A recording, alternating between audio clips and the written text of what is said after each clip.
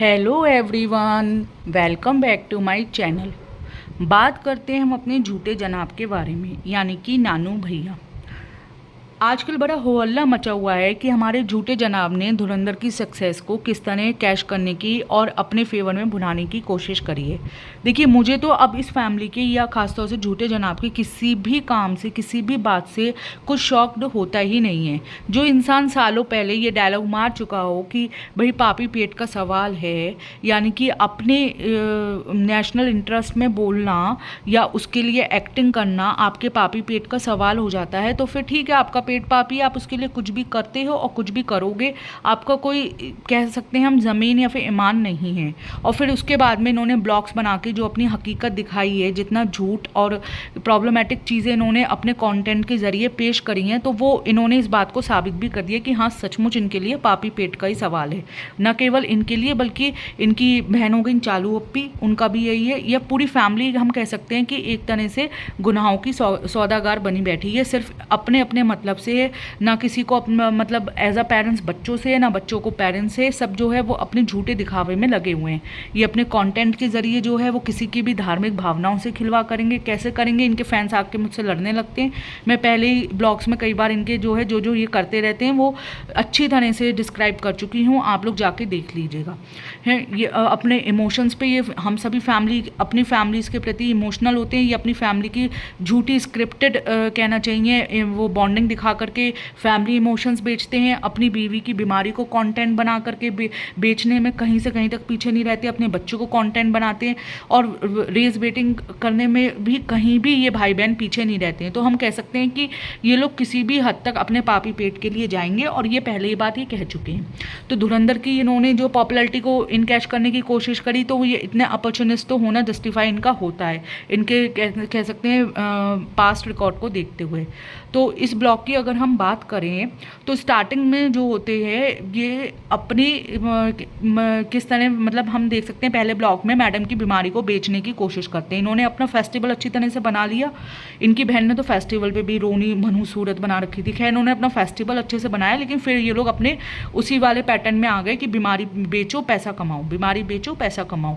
तो उसके लिए इनका ब्लड टेस्ट हो रहा है अकॉर्डिंग टू देम। हालांकि हम तो बीमारी को भी सच नहीं मानते हैं, लेकिन क्योंकि ब्लॉग्स में बहुत सारी चीज़ें इतनी प्रॉब्लमेटिक दिख जाती हैं, लेकिन अकॉर्डिंग टू देम जो बीमारी थी, अब इनकी रिपोर्ट्स क्लियर आई हैं, फिर भी ये लोग जो है अपना मनहूस मुंह बना करके रेस बेटिंग करने से, क्लिक बेट बना के उसे रेस बेटिंग करने से बाज नहीं आए। मतलब आपकी जब सब कुछ क्लियर आया है तो क्यों आप जो है वो इस तरह का थंबनेल बना रहे हो और सिंपैथी फिर से अपने लेने बैठ गए हो। लेकिन नहीं, इन्हें तो बीमारी बेचो पैसा कमाओ, बीमारी बेचो पैसा कमाओ, बस यही आता है। दूसरों की सिंपैथी लेकर के अपने बीमारी के नाम पे दे दे बाबा। फिर उसके बाद में वहाँ पे हम साफ देखते हैं कि मैडम कितनी एरोगेंटली इनसे कहती हैं कि सामने से रिकॉर्ड कर, क्या पीछे से रिकॉर्ड कर रहा है। मतलब जनाब रिकॉर्ड कर रहे होते हैं, मिरर में दिखाई देता है कि बेवकूफ़ सामने से रिकॉर्ड कर, मैडम उन्हें बता रही होती हैं। और ये वही जनाब है जो एक टाइम पे कहते थे कि जब दीपिका ब्लड लिया जाता है तो मुझसे देखा नहीं जाता है। फिलहाल इनके अगर झूठ गिनने हम बैठ जाएँ तो एक पॉडकास्ट नहीं, मेरे ख्याल से कितने पॉडकास्ट कोई भी बना ले वो कम पड़ जाएंगे। झूठों की तो इनकी लाइन बनी हुई है। और कुछ झूठ तो ये जानबूझ के इसलिए बोलते हैं कि हम डिस्कस करें, कमेंट्स में डिस्कस हो, इन्हें गालियाँ पड़ें, और गालियों के नाम पे भी इनकी जो है कहीं ना कहीं इंगेजिंग बढ़ेंगी और इनके व्यूज़ बढ़ेंगे। व्यूज़ के लिए किसी भी हद तक ये लोग जा रहे हैं। फिर उसके बाद में ये लोग मतलब इनका खुद कहना है कि रिपोर्ट्स वगैरह सब क्लियर आती हैं, तब भी मैडम का पता नहीं क्यों मुंह उतरा हुआ है। अब उसका भी मैं कारण आपको बताऊंगी। और फिर ये कह देते हैं जनाब कि तुम कुकिंग कर लो जा करके, और तुम्हारा कुकिंग करने से जो है मूड अच्छा हो जाएगा। अब आप देखिए कि ये जो ब्लॉग है वो डब्बा के रेस्टोरेंट बंद होने से एक दिन पहले का ही है। ठीक है, वो डब्बा का कहना है कि उसके घर में, उसके रेस्टोरेंट में सब जगह LPG ख़त्म हो गई है और डिलीवरी नहीं मिल रही है। जबकि इस ब्लॉग में जो मैडम है वो LPG पे ही भर भर के, मतलब हांडी भर भर के जो है वो खाना बना रही है, चाहे वो बिरयानी हो गई, चाहे उनके चिकन कोरमा हो गए, या फिर जो भी वो वॉटेवर वो बना रही हैं, शीर कोरमा, स्वीट डिश वगैरह। तो वो सारे जो हैं इनके घर में LPG में बन रहे हैं, जिसमें स्लो कुकिंग की ज़रूरत होती है, टाइम लगता है बनने में अच्छा खासा, इसलिए गैस भी खर्च होती है।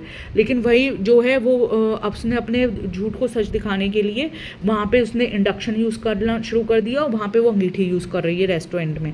तो मतलब ये लोग हर तरह से झूठे हैं और फिर खुद ही एक्सपोज होते हैं अपने ब्लॉग्स के जरिए। शर्म तो इन्हें बिल्कुल आती है नहीं।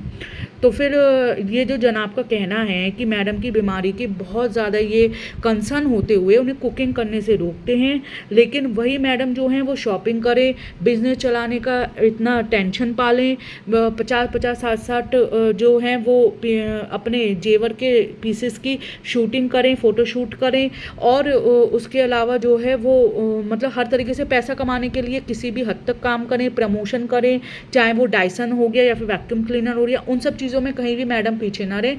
लेकिन 2 या 3 हेल्पर के संग में सिर्फ उन्हें इंस्ट्रक्ट करते हुए कलछी हिला के खाना बनाने में मैडम के बहुत ज़्यादा कहना चाहिए थकान हो रही है, बहुत ज़्यादा वो जो है हेक्टिक हो जा रहा है उनके लिए, और ये काम बहुत ज़्यादा स्ट्रेसफुल है। लेकिन बाकी सारे काम जो हैं वो चुटकी बजाते ही हो जाते हैं अकॉर्डिंग टू जनाब। अब ये कुकिंग ना जाने देने के पीछे भी मैं आपका इसका जो इनकी स्ट्रैटेजी है वो मैं बताऊँगी, ठीक है। सुनते रहिएगा।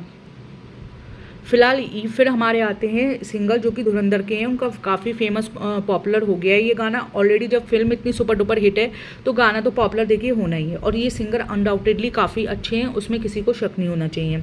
लेकिन उसके संग में ध्यान देने वाली बात ये है कि ये अपनी जो पूरी फैमिली के संग में आते हैं, ये इतने ज़्यादा सक्सेसफुल होने के बाद कितने ज़्यादा हम्बल हैं, उसके बाद में इनके अंदर ग्रेटिट्यूड कितना है।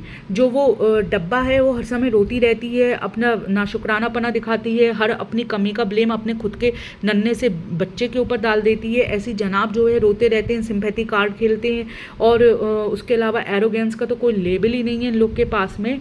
आप 2 एकदम अपोजिट पर्सनालिटी को देखिएगा। ये सिंगर जो हैं वो काफ़ी वेल नोन फैमिली से आते हैं, जिनका मतलब ख़ानदानी ये लोग जो पुश्तों से सिंगिंग का काम करते आए हैं, यानी कि इन्होंने अपने एक काफ़ी बड़े गायकी वाले ख़ानदान से आ रहे हैं। उसके बावजूद इन्होंने बचपन से इंडस्ट्री में अपना नाम बनाने के लिए काफ़ी जो है स्ट्रगल कह लें, काम कह लें, या अपना रास्ता बनाने की इनकी जो पूरा सफ़र कह लें, वो सब कुछ इन्होंने करा। ये बचपन से काफ़ी सारे रियलिटी शोज़ में आए, फिर उसके बाद में इन्हें इंडस्ट्री में काम मिला, और अब जा कर के ये अपनी हम कह सकते हैं एक सफलता के शिखर पर हैं।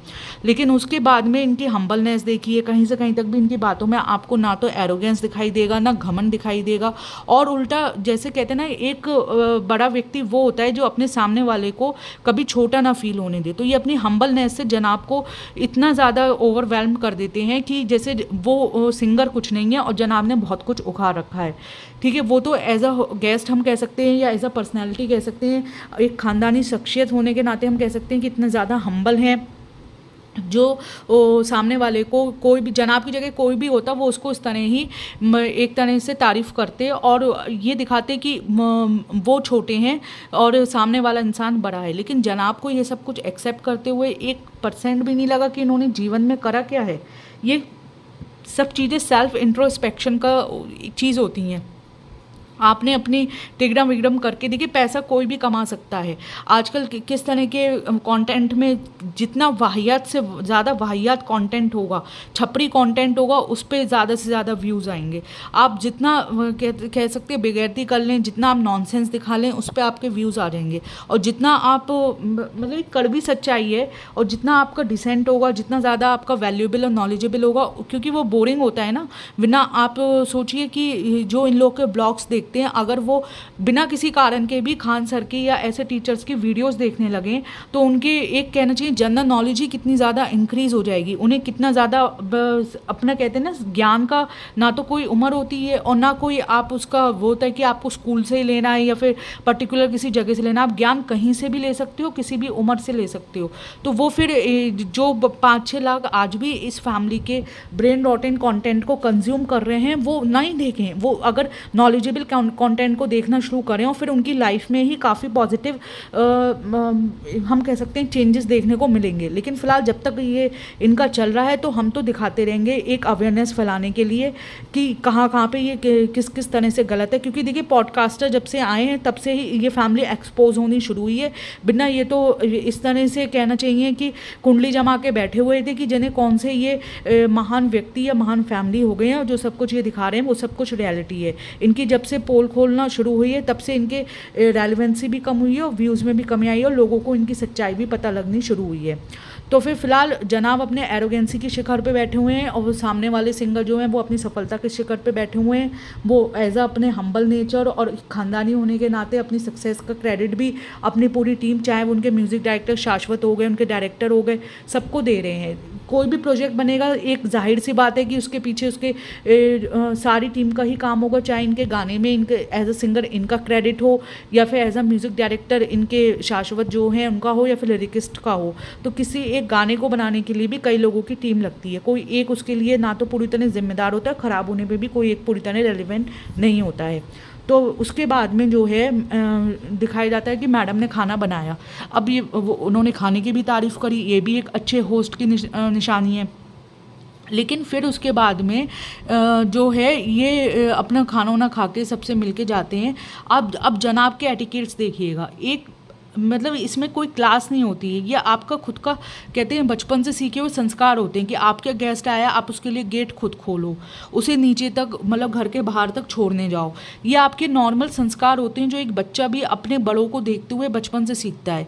लेकिन जनाब अपने और ज़्यादा एरोगेंस के शिखर पर बैठ गए जब शाहनवाज सिंगर ने इनकी इतनी ज़्यादा तारीफ़ करी, तो ना तो उन्होंने गेट खोला ना इन्हें छोड़ने गए। और वैसे भी ये हर किसी के संग इतने एरोगेंट हैं, हमें पता ही है। तो इस ब्लॉग में मेनली यही दिखाया जाता है कि जो ये सिंगर आते हैं इनसे मिलते हैं और इस बीच में जनाब का ये कहना कि मैंने धुरंधर 1 देखी है, अब इसी में इनकी मक्कारी देख ली है। इन्होंने 3 साल पहले पठान देखी है, अभी 1 हफ्ते पहले जब ये भगवान दादा के यहाँ वो भगवान कलेक्शन पे शॉपिंग करने के लिए जा रही थी तो मैडम चीख चीख के कान फाड़े जा रही थी कि पठान देखने गए थे पापा, और शाहरुख अंकल का घर, सलमान अंकल का घर, और ये और वो, और फर्स्ट डे फर्स्ट शो देखा। 3 साल से इन्होंने जो है हमारे सुना सुना के कानों से खून निकाल दिया। लेकिन ये धुरंधर 1 देख कर आए जो कि कहते हैं कि हम बिल्कुल भी अनफिल्टर्ड हैं, एक बार भी इन्होंने जो है वो अपने ब्लॉग में जिक्र नहीं करा। तो इसी से पता लगता है ये कितने ज़्यादा शेडी हैं और कितने सेलेक्टिवली ये चीज़ों को दिखाते हैं और कितना ज़्यादा ये जो है वो हर चीज़ को अपने फेवर में यूज़ करने की अननेसेसरी कोशिश करते हैं। अब आप ये सिंगर दानिश की क्लिप देख लीजिए। देखिए, मैं जो हूँ वो कभी भी रिलीजन को अपना कंटेंट नहीं बनाना चाहती हूँ, क्योंकि मुझे इस फैमिली का जो है वो रिव्यू करना है, तो मुझे ना चाहते हुए भी इस मतलब रिलीजियस टॉपिक पे भी बात करनी पड़ती है। हम किसी भी कंट्री में रहते हों, लेकिन हमें हर धर्म का सम्मान करना चाहिए, ये हम सबको शिक्षा मिलती है। मैं ये नहीं कहती कि एज एन इंडियन ही हमें करना चाहिए, हम किसी भी कंट्री को बिलोंग करते हो सकता है कि कुछ ऐसे रिलीजन हो जिनको मैं नहीं जानती, क्योंकि रिलीजन जो है हो सकता है मुझे जानकारी नहीं हो, लेकिन जो सामने वाले के लिए सम्मान का कारण है तो मैं उसकी भावनाओं को कभी भी ठेस नहीं पहुंचा सकती। और मैं बहुत ज़्यादा प्राइवेट पर्सन हूँ, कॉमन पर्सन हूँ, मैं कोई सेलिब्रिटी नहीं हूँ, लेकिन एक सेलिब्रिटी पर्सन होते हुए, और वो भी वहाँ पे जहाँ पे मेजर प्रपोर्शन जो है वो मैं कहती हूँ सब धर्मों का यहाँ पे है, लेकिन आप उसमें जो है एक पर्टिकुलर कम्युनिटी को शेड करो, एक कम्युनिटी को आप जो है वो अपना वो दिखाने की कोशिश करो कि आप अकेले उसके जो हो वो रिप्रेजेंटेटर हो, और उसको भी आप गलत तरीके से रिप्रेजेंट करो। तो ये चीज़ जो है वो बहुत ज़्यादा प्रोवोकेटेड बना देती है इस फैमिली को, इसलिए मैं इस टॉपिक पे बात कर रही हूँ। ये अपने जो so called in singer Danish को अपना बेस्ट फ्रेंड बताते हैं, वो देखिए कि किस तरह सिंगिंग कर रहे हैं। अब इसमें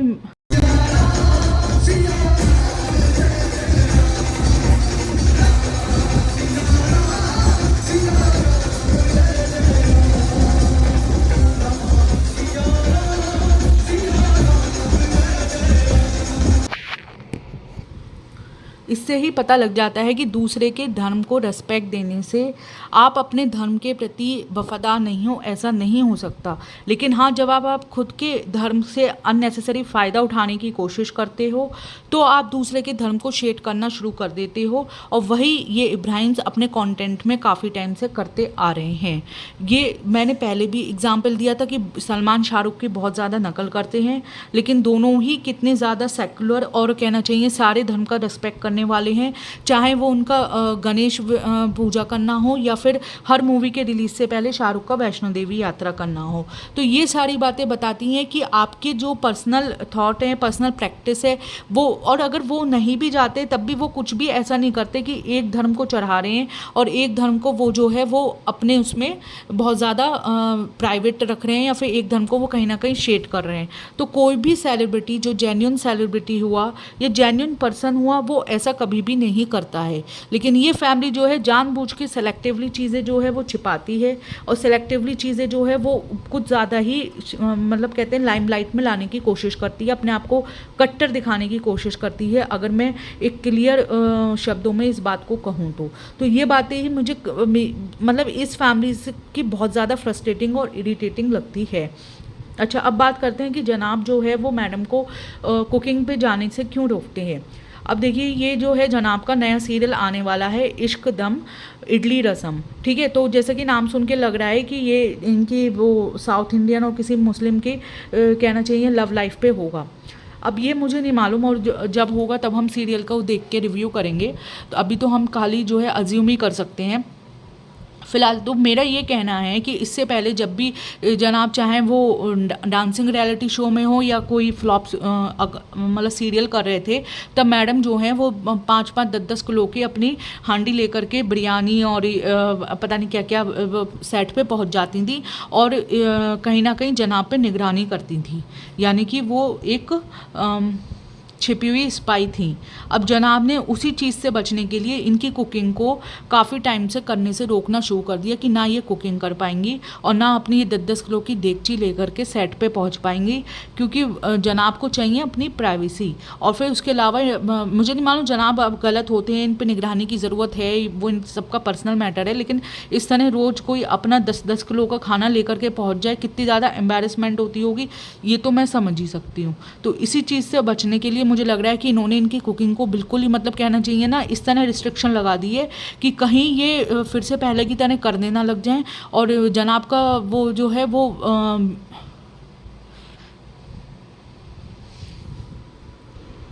जनाब का पचका हो जाए। आप लोग का इस बारे में क्या कहना है फ्रेंड्स, प्लीज़ कमेंट्स के जरिए ज़रूर बताइएगा, और प्लीज़ मेरे वीडियो को लाइक करिए, चैनल को सब्सक्राइब करिए, जिससे ये वाईटी जो है बूस्ट करे। मैं इतनी मेहनत कर रही हूँ लेकिन जो चैनल है वो ग्रो नहीं कर पा रहा है, वीडियोस को इतने व्यूज़ नहीं मिल रहे हैं, जिससे मैं भी कहीं ना कहीं डिसहार्टन हो रही हूँ। आप लोगों से मेरी रिक्वेस्ट है, प्लीज़ प्लीज़ मेरे वीडियो को लाइक करिए, चैनल को सब्सक्राइब करिए, शेयर करिए, जिससे कि मुझे भी अच्छा लगे। Thank you so much.